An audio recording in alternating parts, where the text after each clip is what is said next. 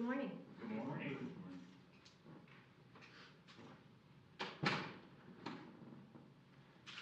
Good morning, folks. Yesterday, I spoke about the Supreme Court's shocking decision striking down Roe v. Wade. We've had a lot of discussion about that in our whole household. You think is it? Anyway, Jill and I know how painful and devastating the decision is for so many Americans, and I mean so many Americans. A decision is implemented by states.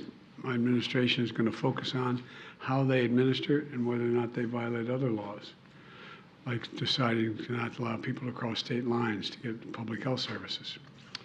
And we're going to take actions to protect women's rights and reproductive health. This morning, though, we're here on a critical issue, gun violence.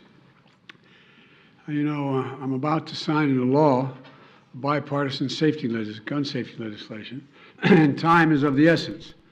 Lives will be saved. When we return from Europe, Jill and I will be hosting an event in the White House on July 11th to mark this historic achievement with members who voted for these families and the families who, in fact, were victimized by the gun shooting that we've seen. It's so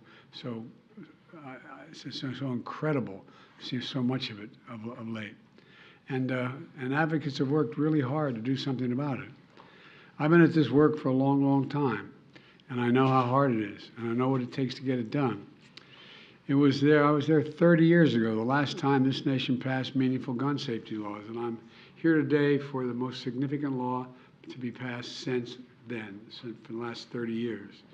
I'd like to thank the leaders and members of the House and Senate for working together to get this done. I especially want to thank the families that Jill and I, many of whom we sat with for hours on end across the country. So many we've gotten to know who lost their souls to an epidemic of gun violence. They lost their child, their husband, their wife. Nothing is going to fill that void in their hearts. But they led the way, so other families will not have the experience and the pain and trauma that they had to live through. From Columbine to Sandy Hook to Charleston, Orlando, Las Vegas, Parkland, El Paso, Atlanta, Buffalo, Uvalde. And for the shootings that happen every day in the street that are mass shootings that we don't even hear about. The number of people killed every day in the streets. Their message to us was do something. I don't know how many times we heard that. Just do something. For God's sake, just do something. Well, today we did. While this bill doesn't do everything I want, it does include actions I've long called for that are going to save lives. It funds crisis intervention, including red flag laws. It keeps guns out of the hands of people who are a danger to themselves and to others. And it finally closes what is known as the boyfriend loophole. So if you assault your boyfriend or girlfriend, you can't buy a gun or own a gun. It requires young people aged 18 to 21 to undergo enhanced background checks. It includes the first ever federal law that makes gun trafficking and straw purchases distinct federal crimes for the first time. It clarifies who needs to register as a federally licensed gun dealer and run background checks before selling a single weapon. This also provides historic funding to address youth mental health crisis in this country, especially the trauma experienced by the survivors of this gun violence. Look, it invests in anti-violence programs that work directly with the people who are most likely to commit these crimes or become victims of gun crimes. Today, we say more than enough. We say more than enough. It's time when this seems impossible to get anything done in Washington.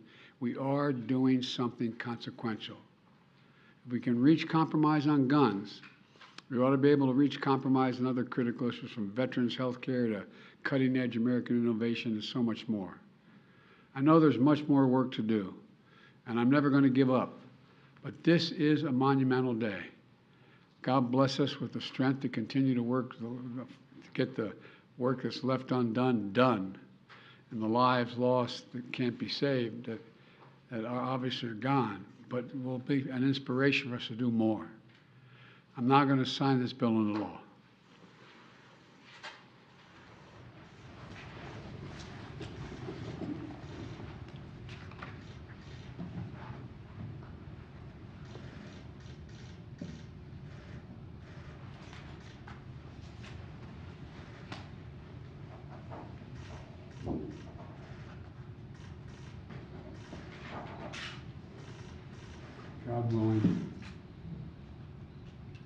save a lot of lives.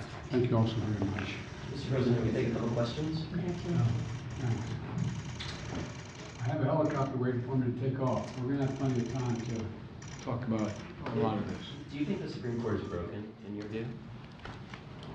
I think the Supreme Court has made some terrible decisions. And these decisions From made the Supreme Court. Will you reconsider your previous Before opposition any to expanding the filibuster. court, sir? What about term limits for justices?